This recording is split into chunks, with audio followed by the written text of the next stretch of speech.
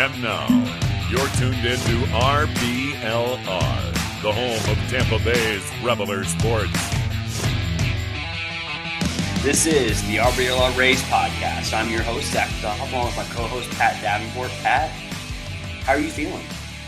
I am feeling like I am in mid-season form already. I feel like I'm in a rhythm. I feel like I am enjoying settling down to watch a day game, or now that I'm on spring break, maybe having a quick nap and getting up late for a night game. I didn't watch the Apple TV game live last night because it started at 1 a.m.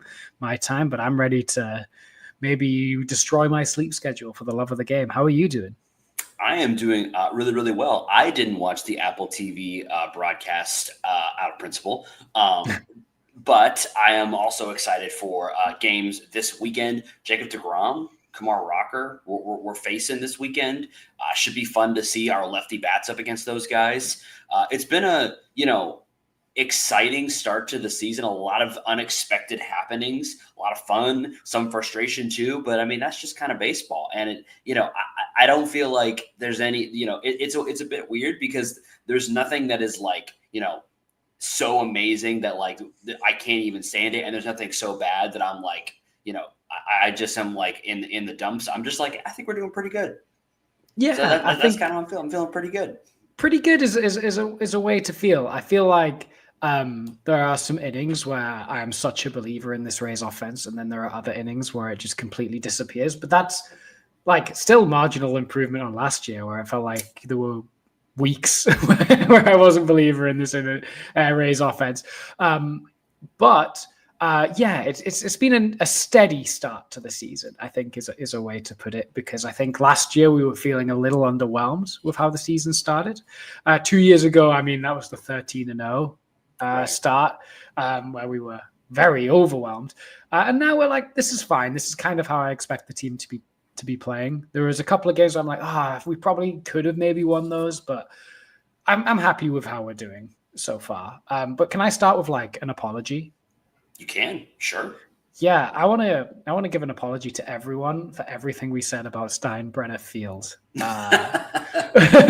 Yes. Because we spent all offseason talking about how this is going to be such a big boom factor for the Rays offense this year. And in the 6 games we've played at Steinbrenner, it's not been that hitter friendly. We're currently rated 17th out of the 20 parks eligible on Baseball Savant this year for park factor. We're right down in the doldrums, 87 park factor. So 100 is league average, which is Busch Stadium at the moment. And yeah, we're currently sitting at 87. So we're a pitcher's park due to the wind that's been blowing in from the outfield and no stands to protect it. So it has been absolutely destroying some hard hit fly balls and causing them to die on the track. You've really got to scald one if you want to get it out. You can't hit it high. You've just got to hit it like on a line to get it out. That's what Meisner did. Yeah. And I mean, if I'm correct, it is Meisner and Brandon Lau, and that is it in the home run department so far for the Rays. So, and I mean, none of the 3 home runs that have been hit by the Rays. I mean, even the Meisner home run was not a short porch home run. That went 350 feet. That would have been out in 20 stadiums. And neither of Brandon Lau's were short porch home runs. So we have, for all the talk we did, and you're 100% right. We talked it up, said, watch out for the short porch home runs for Jonathan Aranda and maybe Richie Palacios, who is hurt. But like a lot of these lefty guys, and it has not materialized so far at all. No. Mickey Moniak seemed to catch the wind at one point in that Rockies game, in that Rockies finale, where he hit a ball that didn't seem it was that hard, but then just kept going and going, and then scraped over the left center field wall. That feels like that's been it. That's been it in terms of like favorable stuff that's happened on fly balls. So obviously we're only a week into the season, and the wind is not always going to be blowing in from the outfield. So I wouldn't get too caught up in it yet. But maybe we overestimated George Steinbrenner Field's ability to boost a hitter's ability. Yeah, we'll have to see how that goes throughout the rest of the season. I'll be interested as we get into kind of the summer and then eventually the fall with wind patterns, what the different sort of outcomes we get. But so far, yeah, definitely not as advertised. This show is always as advertised. We are here. We talk Rays baseball. That's pretty much all we do is we talk Rays baseball. And we hope you enjoy the show. And if you do, if this is your first time joining us, you're getting on the bandwagon to start the season, welcome. We welcome you. Hope you enjoy. If you're coming back, you could do us a huge favor and subscribing or following us on wherever you watch the show in order to be notified when we go live.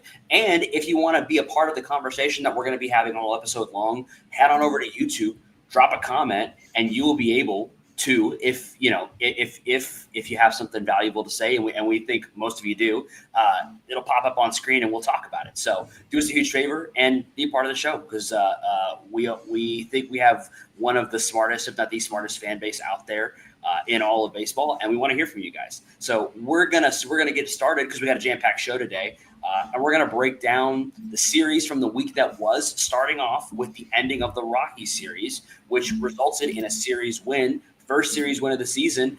We went a long periods of time last season without series wins, so nice to start this season off with a series win. Yeah, if you win 2 out of 3 games, if you win every series you get, that's going to add up to like 109, 110 wins.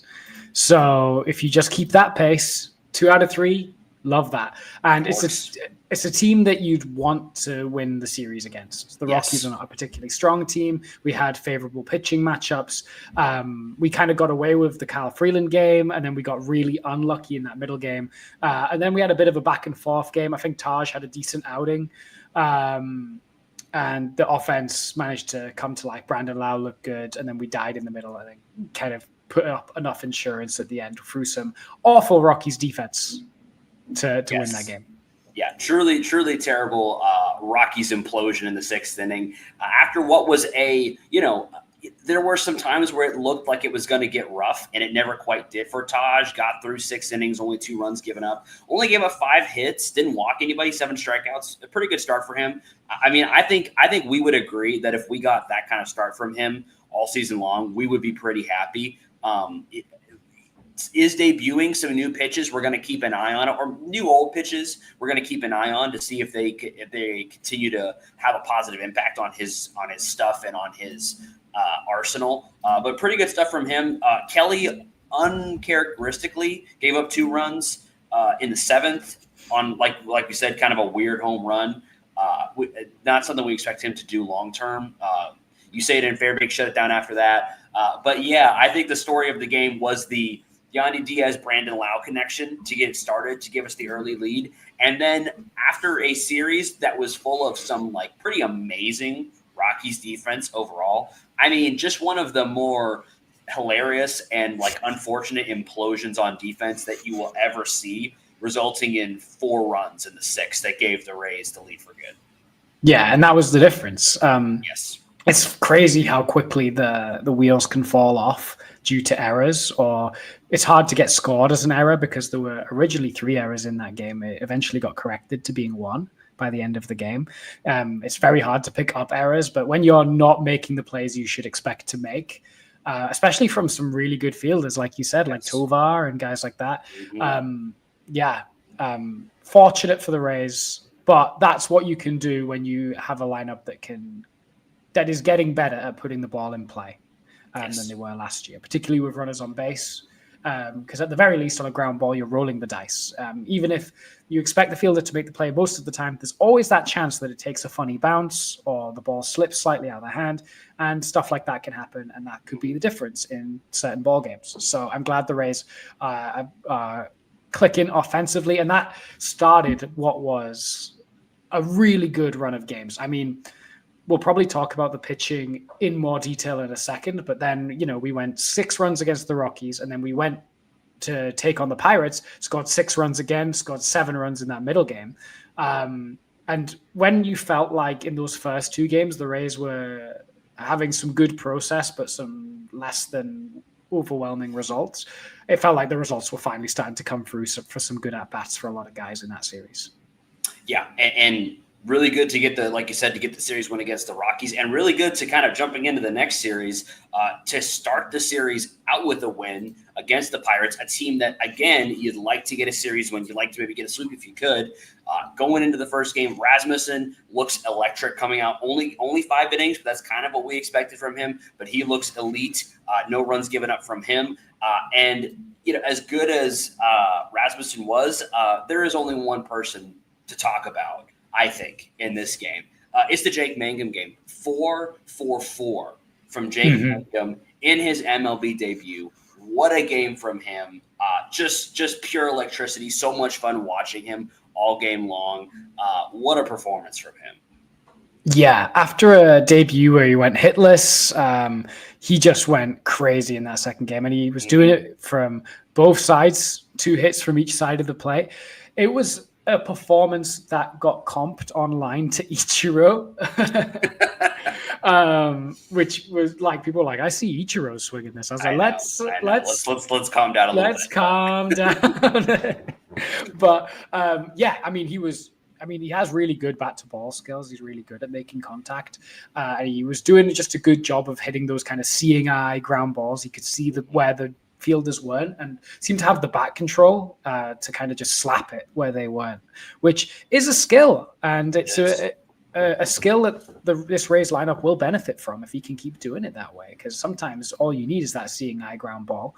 And Mangum, a guy that led the league in batting average in AAA last year, and is the all-time hits leader in the SEC, right? So we know that he's got the contact tool, and it's major league contact tool. So I'm happy to keep him in the lineup, keep him running. Him and Meisner are an interesting debate that maybe we should have, because we know, let's say Morel's going to be out there a lot of days. Let's say DeLuca's going to be out here a lot of days. Right field, it's going to be up for debate between Mangum and Meisner. Do you think Meisner's kind of taken pole position on the depth chart in right field? It's really tough, because I think it's a very pronounced difference in skill set when you look at Mangum and Meisner. Meisner provides power and strikes out. Mangum provides, bat to ball skills, but very little power. There's the odd chance he gets a double if he puts one in the right place, as he did on the opening day of this Pirates series. But he's probably a singles guy. So it's kind of, I think it will sort of be lineup dependent. If you have a lineup where you've got a lot of your power guys in there, if you've got Morel in the lineup and Brandon Lau, and Jonathan Ronda, and you've got a lot of power in your lineup, you maybe could afford to put in Mangum for some of that bat to ball. But if it's a lineup where maybe you're leaning more on a Taylor Walls, where you've got some Cabby in the lineup, I think that's where you could see Meisner kind of slotting in because of the power. It's so tough to make decisions like roster decisions. This is why I would hate to be a manager, because there is such a small sample size of these guys. So trying to make an educated decision on who needs to be in the lineup or who deserves your lineup spots this early in the season is so difficult, because we're going off of I don't want to say vibes, but it kind of feels that way, because it's really just, Meisner has had one really, really great moment and has been pretty good since then. Mangum has had a couple really nice moments, but again, those are all sort of based on just bat to ball. And he did have 2 RBIs in the first game, but he's really, he'll try to be in if you're on third and maybe if you're on second. But Mangum has the ability to provide a little bit more power there. So, the strikeouts are something that are ugly, but it's a trade-off I think you're willing to make with Meisner for his power. So it's just, it's going to be a debate that's running all season long. I don't know that I'm comfortable really putting either one ahead in the clubhouse. You probably have to put Mangum ahead right now just because of how well he's played. But if we're really diving in and looking at them as players, they're you'd probably have to put Meisner above Mangum if you're just looking at how they performed so far. Meisner's got a little bit better plate discipline and that power. It really, really kind of leans in his favor. But right now, Mangum has looked really, really good. So I expect both of them to get a decent amount of run until Josh Lowe comes back. And, I mean, I think that the Rays are pretty content to kind of let it be back and forth between the two of them, and I don't really have a problem with that. Yeah, I can agree with that. I guess the thing that Mangum has is the switch hitting, so I think against lefties, he's definitely the guy you want to put out there. You don't want Meisner doing lefty on lefty, but against a right-hander, I think Meisner has the highest ceiling offensively. Yes. He can hit the ball harder and he runs faster, but he also has the lower floor. So you get more variance out of Cameron Meisner. But if you want, and I think it's, as you said, it depends what the rest of the lineup looks like around him. Yeah. Because would you want Morel and Meisner and Lau and Jansen all in the same lineup? Because those guys are all quite swingy, missy. Yeah. Maybe you'd want Mangum in there just to have a different profile of hitter. So it's lots of factors take place. I think you're right that Meisner has the slight edge right now just because of the higher ceiling and the long platoon. But yeah, I think you're right that they'll kind of play it vibes and there's no like clear leader there. We need to talk about Drew Rasmussen and how good he looked. And I mean, it's always worrying when it's someone's first start back after their second Tommy John, their first start since 2023, early 2023. You always wonder, because he looked good in the pen in an inning or two at a time last year in the back end. And you go, well, we want 4 to 6 innings out of this guy. How's that going to work? He was absolutely outstanding. Really, really great stuff. And I don't think I've talked about it enough on the podcast, but Drew Rasmussen might be my favorite pitcher on the staff. He has been since the Rays acquired him and made him a starter. I have such a soft spot for him, and I'll tell you why. It's because he's so darn efficient with his pitching. He is so good at inducing contact early in counts and not dragging stuff out. So he can work so quickly, and that allows him to gain longevity and eat innings without having to be the guy that throws 100 pitches a game, which is like, it works perfectly for him. Love Drew Rasmussen. And like, I think Pepio and Bars have super high ceilings as well, but I think Rasmussen's right up there with those guys that, like, when they're on, they're among the best. Yeah, I completely agree. Maybe the only ceiling comparable to Rasmussen's ceiling is ceiling of this show that we hope you're enjoying. And we hope you're, if you're not already subscribed, you would do us a massive, massive favor if you're enjoying the show and subscribe or follow us on wherever you enjoy us the most. It helps us out so much. It is free. If you are enjoying the show, check that you're already subscribed and followed. A lot of times you think you are because it's getting shown to you through the algorithm and you're not actually subscribed, you're not actually following. Helps us out so much if you would do that and join in the conversation over on YouTube. Let us know what you think. For serious though, Rasmussen does really have that insanely high ceiling because I think of exactly what you talked about, because he has the crazy stuff and he's efficient with it. So many times we've seen several Rays pitchers through the years, names like Blake Snell and Tyler Glasnow come to mind. Crazy stuff, efficiency not so much, where you would see them go 5 innings on like 100 pitches and they would strike out 10 guys, but they're throwing so many pitches, they're walking guys here and there.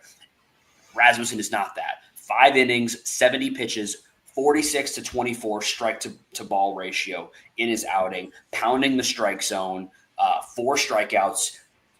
It was a really, really encouraging outing to see from him, because this is kind of the guy he needs to be. Like, we really don't need to see him, with the wear and tear that has been on his arm. I don't want to see him throwing 100 pitches, every outing. So, but if he can live in this 70, 80 to, pitch range and get through 5 and 6 innings, he becomes really, really valuable to this team. And we hope that, as the season goes on, maybe he progresses to where he can kind of, get to that 100 pitch mark, get around there. But early on in the season, I expect him to be pitching to around this pitch mark. I remember, I think I said on Twitter, I'd love to see him get close to 80 or 90 just to show that he can do it. But what I don't want him to do is do that consistently.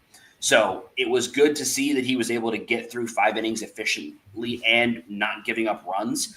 I hope to see more of that in the future because, as we've said, with Shane being out, the McClanahan, not Boz, we'll talk about Boz in a minute, with McClanahan being out for and still as of yet undetermined amount of time, we need Rasmussen to step up and take some of those innings. And so far, he's been excellent. Yeah, and that leads into the whole rotation being as incredible as it is. I mean, the first time through the rotation, the Rays starters went for a 1.56 ERA, an 11.1 strikeouts per 9, a 0.3 walks per 9. They Pepio walked 2 guys on opening day, and then the other 4 starters did not walk a batter. Yeah, that's crazy. First time through the rotation. Unfortunately, Littell and Pepio did not follow up their debut starts as well as they did the first time round. Hopefully, we're going to get picked up tonight. But that first time through the rotation makes every list that did not include the Rays in their top 10 pitching staffs, which was like all of the national rankings, like MLB.com, Fangraphs, like every national outlet were like, Rays pitching staff, I just don't see it. And even in the offseason, we were like, the Rays have a top 5 pitching staff in baseball. I don't see what we're missing here. And currently, so far, in pitching war, Rays have the most in baseball. And I think they all have contributed to it, but one that I personally was really excited about and gave high praise to begin the season was the starter of the next game in the Pirates series, Shane Boz. 6 innings, gave up 7 hits, but no damage, 10 strikeouts. One of the great performances we've seen from him, and it is so, it's so cool to see a guy be able to get out of trouble consistently. Like, you'd like him to not be in trouble, and not have to get out of it in the first place, but to show the maturity on the mound that Boz has shown in that first start. And him being, I don't really know that he actually is our 5 starter, but for him to be in the 5 hole right now, at least at the moment, is kind of insane that our 5 hole guy pitched the way that he pitched. And I don't think, his ceiling, when you want to talk about ceiling, his ceiling is high above a 5 starter in a rotation.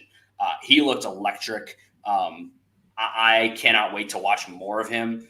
He was the guy that I said before the season was going to be my pick for Rays Cy Young, and he is making me look very good so far this season. And the Rays offense also looked really good in that second game. 7-0 was the final score off of a young pitcher just called up, Harrington, for the Pirates, who had I don't know how to say it, he had a rough go of it. They left him out too long, I think. He was clearly laboring through a lot of pitches, at times was really struggling to find the strike zone. Rays walked 6 times, and it resulted in 6 runs given up, 7 total. Had a late run tacked on in the 8th, but just a really, really fun game for the Rays side of things. Probably not if you're a Pirates fan. Probably a deeply unfun game, but a really fun game for Rays fans. Does this count as comfy win numero uno of the season? Would you say that? Maybe the first Pirates game. So we are potentially at 2 comfy wins. Yeah, because Pittsburgh didn't score their 1 run until the 8th.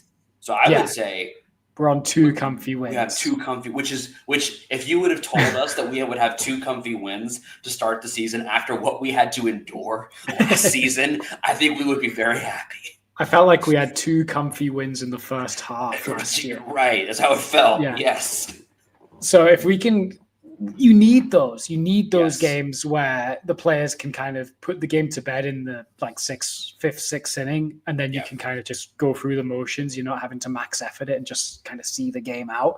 Those are so important to continue being productive in a long 162 game season. So the fact that we're getting those and taking pressure off the bullpen, allowing people like Mason Englert to throw an inning or 2. Is really valuable, where you don't have to go to your Biggies, Fairbanks, you say it is, Montgomerys. Which does lead me on to this Rays bullpen. Can we talk about the Rays bullpen We can. for a second? Yes, we can. Okay, so currently in WAR, they're ranked 8th in baseball. But in terms of FIP, they're ranked 3rd. XFIP, top of baseball. Yep. We've been new. Anyone that's listened to this podcast, anyone that actually paid attention to the Rays knew that this bullpen was absolute filth and nails.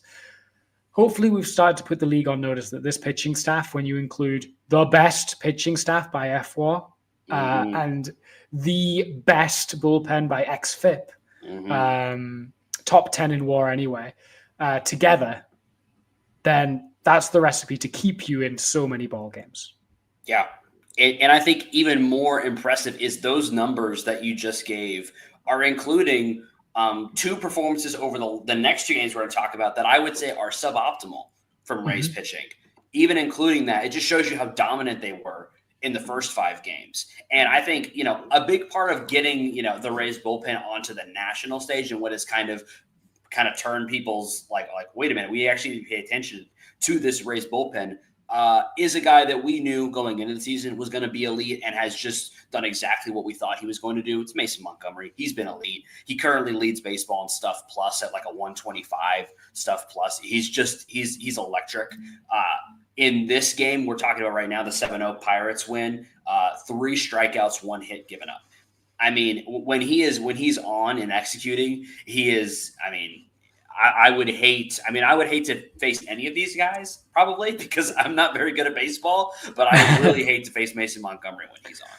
Oh my goodness. I think Mason Montgomery is going to be this season's Mason Miller, where everyone clocks on to this electric reliever that is Mason M. And I think the thing that I've got a chip on my shoulder about with Mason Montgomery, and this isn't statistical at all, but he's rated 55 overall on MLB The Show. And that made me physically upset and sick, to be honest. I mean, Ramon Russell, go watch 2 innings of Mason Montgomery throw the baseball, and then I'll see you when he's rated 99. So I don't know much about MLB The Show. How often do they update ratings? Usually once the regular season starts, every couple of weeks. So here's the question is, how long does it take them to just like rocket his stats up after seeing him pitch a couple times? I would say they'll probably put him to like a 73, which is like a bronze player after the first update. Because the way it works, and this isn't about the Rays, so I'll keep it brief, but they start the season on a 3-year performance average for your stats. And then as the season goes on, it becomes more weighted to what you've done in 2025. So hopefully pretty soon we're going to see him be rated the way that he's supposed to be. Something that I think is properly rated. I hope it is properly rated because it should be rated very high. And if that is how it is rated, then it is rated correctly. Shop.rblarsports.com, where the top rated t-shirts for all the Tampa Bay sports teams have their inspired merch over there at shop.rblarsports.com. Rowdy's, Bucks, Lightning, Rays, and Sun are all there at shop.rblarsports.com. And what is also highly rated is you can get 10% off your entire order there with promo code FLAPPY, FLAPPY, your entire order. Excellent shirts. Promo code FLAPPY. You know the drill by now if you've been with us. If you're new, you need to get with it. The good stuff is over there, shop.rblarsports.com. Yeah, I mean, rated R? Question mark? Because they're that sexy. Cut that out in the family. Cut it out in post. We'll cut it out. Yeah. Do we have a family friendly version? Put it on there. We're live. We're live. Oh, no, Never mind. we're live. Yep. You can only catch this live. You'll That's only true. hear me talk about. It'll be cut out. Bring back the devil T-shirts. Rated R. Yep. It'll be cut out. What we'd like to probably cut out is how the Rays offense looked against Paul Skeens in the wrap-up game of this Pittsburgh Pirates series. It was, I had some hope after he looked a little bit rough in his first start. That did not carry over into this game. Paul Skeens was exactly who he was purported to be. kind of, maybe dominated is a bit much, but only giving up 3 hits over 7 innings pitched. Only struck out 6 guys, but just didn't walk anybody. Only gave up 3 hits. Only gave up 1 run that was not earned. That'll do to take out just about any offense. And his bullpen came in behind him and kind of took care of business. Unfortunately, the Rays just weren't able to get much going. And Pepiot was fine. I mean, fine is unfair. He went 5 innings pitched, 2 earned runs, walked 3 guys, which I don't like. He was never really comfy, was he? He was kind of bad. He was doing like the line will read as fine, but he was never truly comfortable. He had to battle through that start. He didn't have his command in the way that we saw on opening day.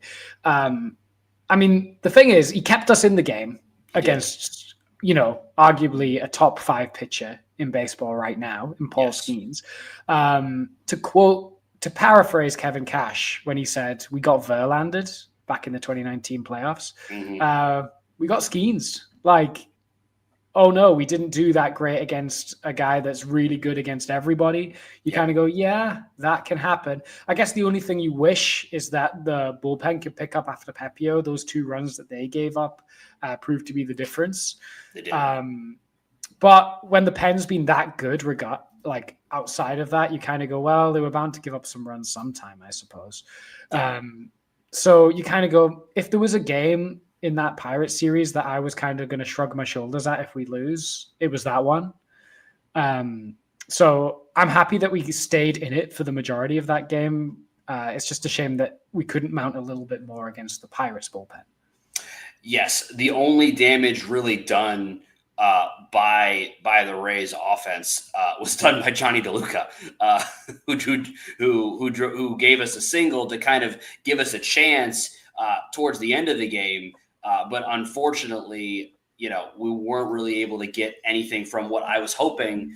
I mean, it's tough to just look at one situation and say hey, this kind of should have been better. But it kind of feels that way. Bottom of the 8th, you've got Johnny DeLuca with speed on second base, and you got Yandy and Curtis Mead coming up. To get 2 strikeouts out of those 2 guys is not really what you're looking for, especially You'd really hope that those guys could have made something happen, especially considering Mead was the pinch hitter for Brandon Lau. There were lots of questions about that. How do you feel about it?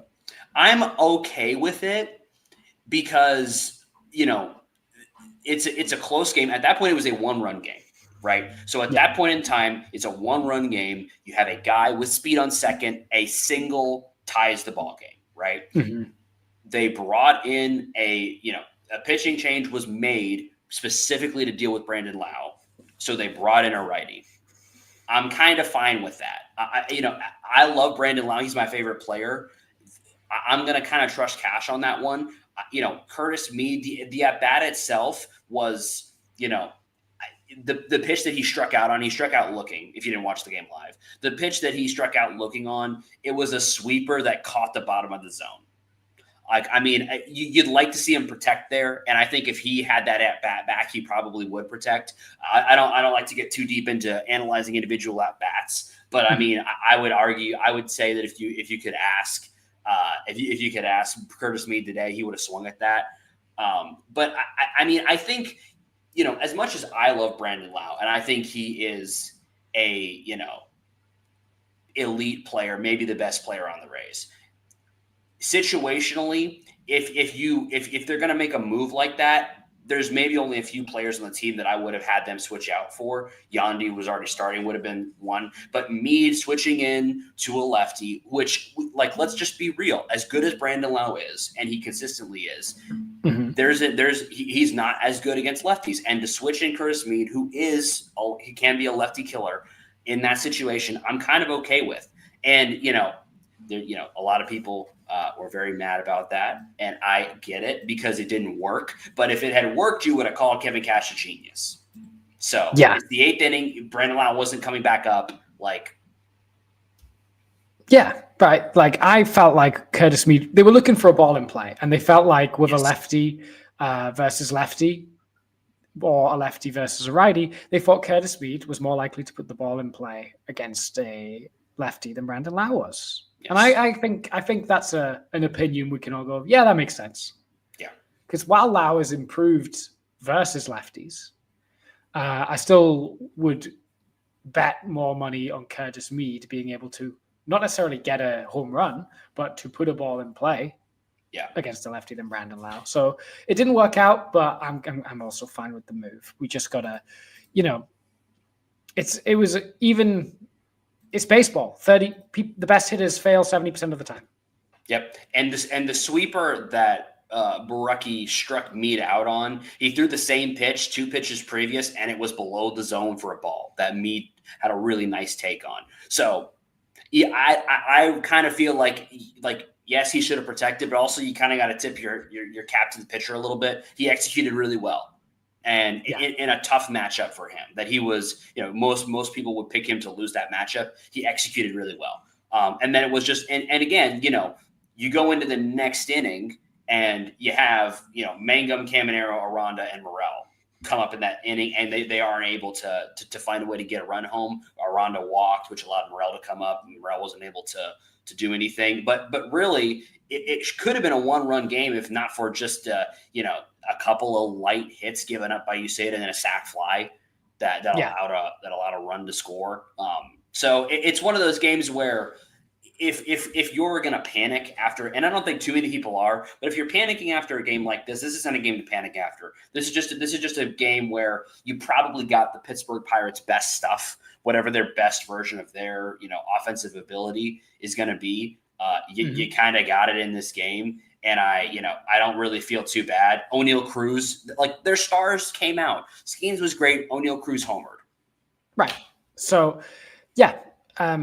That's not panic. The only other thing I want to make a point about in that game is that I saw some takes online that people were mad at Yandy Diaz for not hustling out a ground ball. Oh yeah. Oh, I forgot about how mad I was about that. There were some people that were annoyed that Yandy didn't hustle out of the box on what was looking like a routine ground ball to second. The second baseman bobbled the ball a little bit and still managed to get Yandy out at first, but barely. But people are like, well, why wasn't he hustling straight out the box? He was jogging when he hit the ball. Yeah, that's because he assumed that the major league fielder would field the ball clearly and beat him by half the baseline. And this is a guy that's injury prone at this point in his career. We don't want going at full sprint that often. Why would he risk injury on a play that he would be out on, even if he was hustling out of the box 99% of the time? If it was a guy whose game is built on his speed, like Jose Siri or Chandler Simpson, yeah, he'd want him hustling as often as possible because they have a chance. Yandy Diaz going at a full sprint is still not beating many grounders out. So let's not risk the injury. That was game 6 of a 162 game season. We're not even 5% of the way through the season. Let's chill out. Yeah, I don't want to be too mean, but that talking point is peak talk radio kind of conversations. It's just it doesn't hold up at all. The criticism doesn't hold up. Yandy Diaz is a leader on this team. He won a batting title a year ago or 2 years ago, I guess. I don't know. Would you say a year ago or 2 years ago? 2 years ago. 2 years ago, because I guess it's fine. So he won a batting title. He is maybe the best. It's him and Brandon Lau for the best player on this team. And you're micromanaging how fast he's running to first when, like you said, even if he's absolutely busting it out of the box, he might be safe. I think it's that whole issue is more of a symptom of people being frustrated with his performance so far. But we were talking about it before the show. We could talk about it more, I guess, here. I'm not worried about Yandy Diaz. Are you worried about him? No. I mean, let's use our eye test for a minute. Let's throw the analytics out the window for a second. Sometimes people are screw your analytics. It's ruining the game. Mm-hmm. Well, okay, let's use our eyes for a second. Has he not been absolutely smoking the ball? He's been hitting a ton of line drives, ton of hard hit ground balls. They've just been at guys, which will work itself out over a larger sample. Yes. And I think when you say talk radio talking points, I think why talk radio shows can struggle sometimes to have like decent analysis. It's really hard to break much down on a game by game, play by play basis in baseball. And when you've got to analyze every game, you've got to talk about something. Yeah. But like, let's be honest, the reason that every smart baseball person kind of goes, we don't want to analyze small samples, is because small samples in baseball aren't worth anything, because baseball is such a random sport with tons of variance. But because radio shows or, you know, post-game shows have to talk about that game because they talk about every game, they've got to break down something. But unfortunately, all it usually leads to is small sample over exaggerations. Yes. Yeah. And when you know, you could really look at a small sample of probably any player in baseball and call them terrible. Like, for example, you know, if you want to look at somebody who's having a tough start to the season, just take a look at Rafi Devers. Like, I don't think any of us would say Rafael Devers is terrible, but he has looked terrible to start the season. Really bad. And so I don't think it really makes sense to break down super small sample sizes on guys.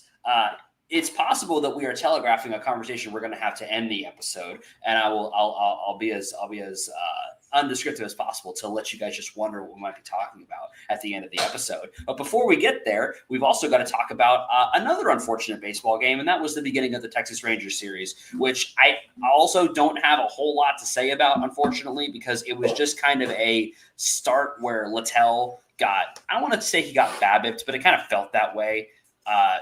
Only gave up, I believe, 6 hits, which is less than Boz gave up. He just gave them up in the very poor order and gave up 5 runs. One of them was a home run. That was a pretty well hit baseball. That was not BABIP. He got that one got scalded, but that was after he got left in the 7th. Which, I mean, he only had thrown 82 pitches through the 7th. So I mean, I guess that's fine. But you know, when your starter gives up 5 runs, it's going to be a tough time. And the offense also just wasn't really doing much. Yeah, like Littell just got unfortunate that he gave up like a pretty routine amount of hits for any given start. He just gave them all up in the same inning, basically, which is, you know, it's all about sequencing. It's all about the order in which the events happen in baseball that matter. Mm-hmm. Unfortunately, he had a bad run of giving up a bunch of singles. But he was pretty good the rest of the game. Like second inning was like his only real bad one. Of course, he got tagged for the home run, but like if everyone will get tagged for a home run every now and then, and it was a solo shot. Like if that was all he did, if he went 7 and gave up that solo home run, you'd go, great, love that. But yeah, and unfortunately though, I don't think I can give the same excuse. I don't think we got Tyler Marlied really works. No, in the same way that we got Verlander or we got Skeensed. It doesn't. But Tyler Mahle really shut down the Rays offense, which is a shame because we're now going up against some really premier names the rest of this series in Jacob deGrom and Kumar Rocker, who are names. I think Rocker is gettable. deGrom, tricky guy when he's on it. Yeah. So you would have liked to have tried to get to Mahle and take this game because the next 2 games don't get any easier. But that's the only kind of thing that I've noticed as a like legitimate eyebrow raiser is we've really struggled against left-handed pitching in a very small sample. But that's the one thing I've noticed is we've yet to have a good offensive performance against a lefty. I don't want to say it's a concern yet, but it's something that I'm going to be keeping track of over the next couple of weeks to see if that's a trend.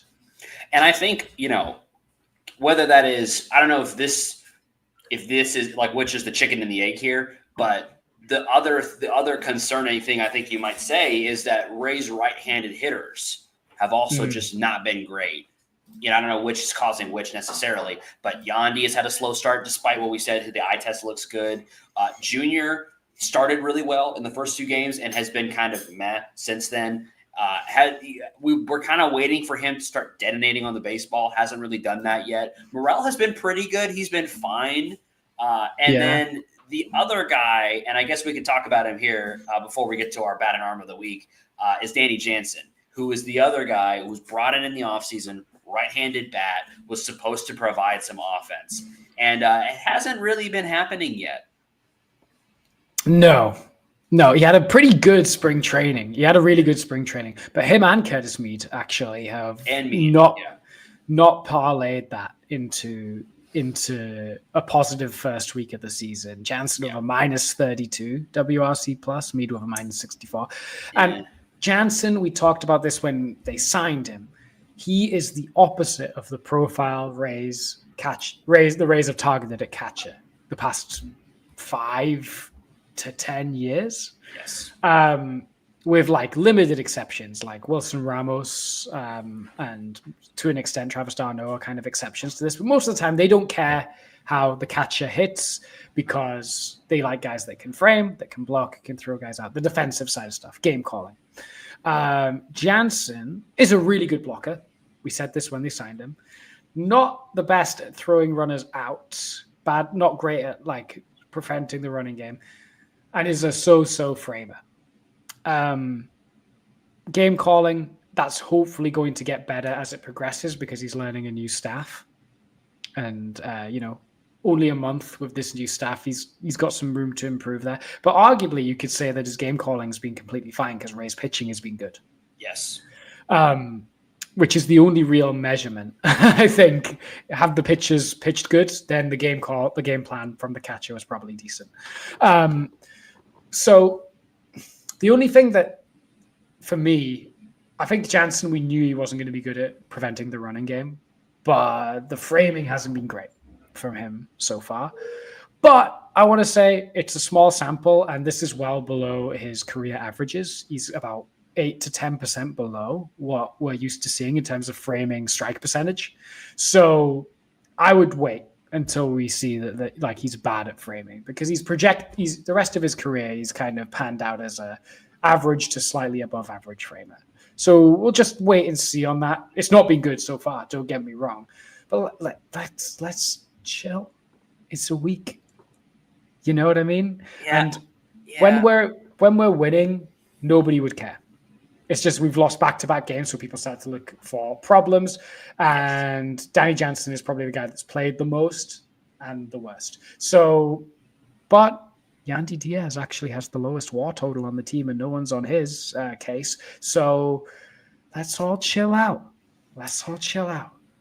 I use this analogy frequently around talking about baseball players because I feel like it's illustrative for all of us who are not professional baseball players.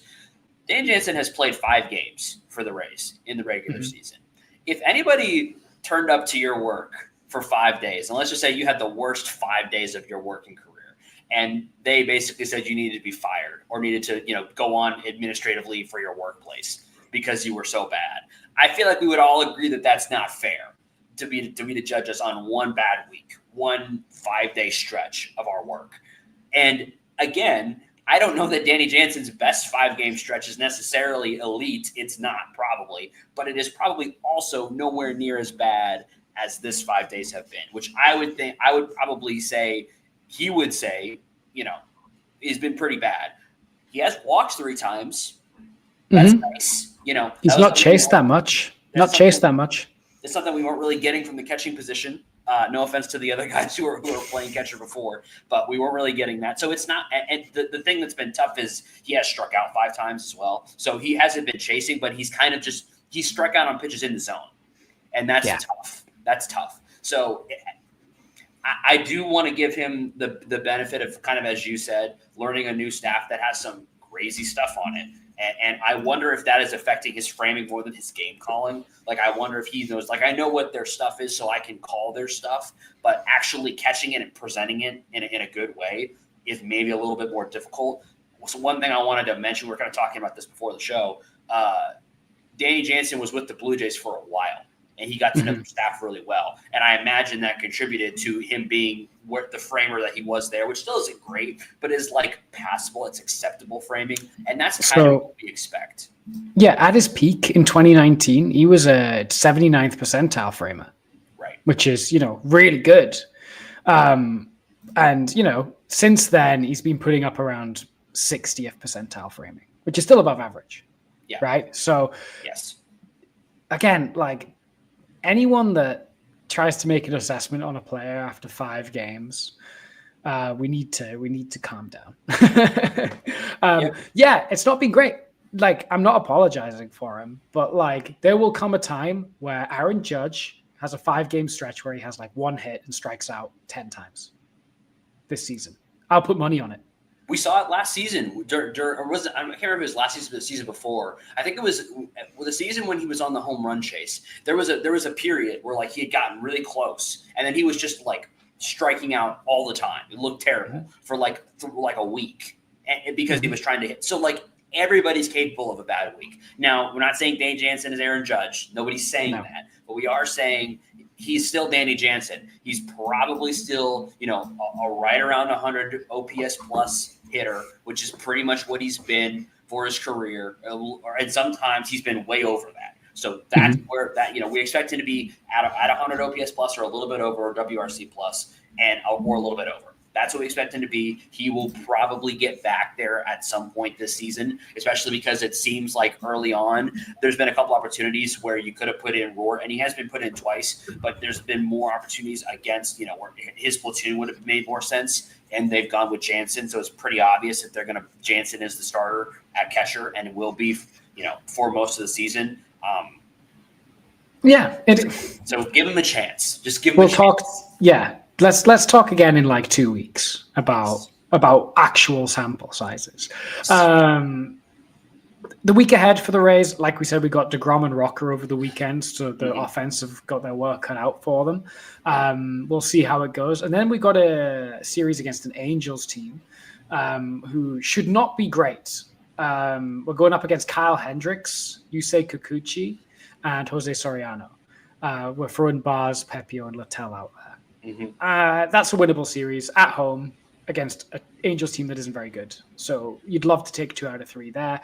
And then we're going next weekend up against the Braves, who did get their first win of the season, have underperformed to start the season, to put it mildly. To put it mildly. So they're a bit of a wild card. I guess we'll have a more accurate indicator on if how good this team actually is this time when we talk next week. Is there anything else I want to say? Oh yeah, good injury news before we go is that Palacios is expected to join the team some point, maybe during that Angels series, which is lovely to see. That means a roster decision is going to need to be made probably on Mangum or Meisner. And then also they're saying Eric Neander recently threw out late April for Ha-Seong Kim being ready to join the team. I like that. So maybe in the next couple of weeks, we might see Kim start getting some rehab games, maybe in Durham or Montgomery, which is really exciting. So the team is actually in a position to get stronger in the next couple of weeks as well. So to summarize my thoughts on the week, solid, if unspectacular. Let's keep going at this pace. Yeah, absolutely. And before we go, we do want to take a quick turn into what was spectacular over this week in our RB Alarm and RB Alat of the week, the first one of the season. Well, we thought we were going to get to the episode without doing it, but we are going to do it. We are going to talk about the guys who are really, really good this week. Pat, we are in agreement this week. Who is our RBLAT? Yeah. It's got to be Jake Mangum. Yes. It's got to be Jake Mangum. Leads the team in hits, lead the team in WRC plus, leads the team in FWAR amongst position players. He just kept getting hits, just slapping the ball here, there, and everywhere. Found a couple of gaps, drove in 4 runs. And he stole a few bases as well. Kind of did a little bit of everything. What a week he had. And he is the first RBLR bat of the week of the season. Congratulations to Jake Mangum, the man. If there was a straw poll, or if there was betting out on who would have been our first RBLR bat of the week for the season, I would think the odds would have been pretty low on Jake Mangum, and yet here he is, kind of showing off everything that's good about him and what the best version of Jake Mangum is. We got to see it this weekend. Will he continue at this level throughout the rest of the season based off what he did this week. Who knows? But it was a really fun week. It was really cool for him. His family was there to kind of watch it. It was really, really, really cool. So congrats to Jake Mangum on a great week. Yeah. And now a topic that's near and dear to all our hearts, the RB alarm of the week. We're in agreement again. We are. Zach, let us know. Shane Boz, not going to beat around the bush. He was really, really good, guys. I was very easy for me to make this pick because I said he was going to be the team Cy Young, and he's making me look good so far. 6 innings pitched, gave up 7 hits, but pitched out of trouble every single time to the tune of 10 strikeouts, no runs earned or otherwise given up. Nobody walked. Just a great start from him. If he can do that kind of stuff all season long, this is what we kind of talked about in the offseason was he doesn't, when he's at his best, he's not walking guys. He may give up some hits, but he has shown consistently the ability to pitch out of tough spots. And if you can do that as a starting pitcher, it's going to take you a long way. Shane Boz is the arm of the week, and I hope to be saying his name in this segment many more times throughout the rest of the season. Yeah, we're headlining our start to the season with the Wizard and the Mayor. Yes. Some A-plus nicknames. Very good nicknames. Wizard of Boz. Beautiful stuff to start the season. Definitely. Alrighty. We are going to go get ourselves set for some Saturday Night Baseball against Jacob deGrom. We're probably going to need to do some yoga, some calming exercises to get ready for that because it might be a day of gritted teeth. It absolutely will be, and we hope that you've enjoyed this show and it's given you some level of relaxation before we get into perhaps a tough night, hopefully a good night, but might be still a tough night even if it is a good night against Jacob deGrom.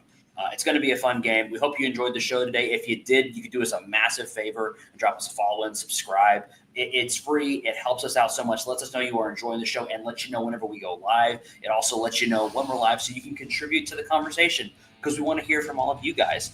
That's going to be our show for this week. We're excited for the season. It's ramping up. We're winning so far. Let's hope we keep it going. Raise up. Raise up.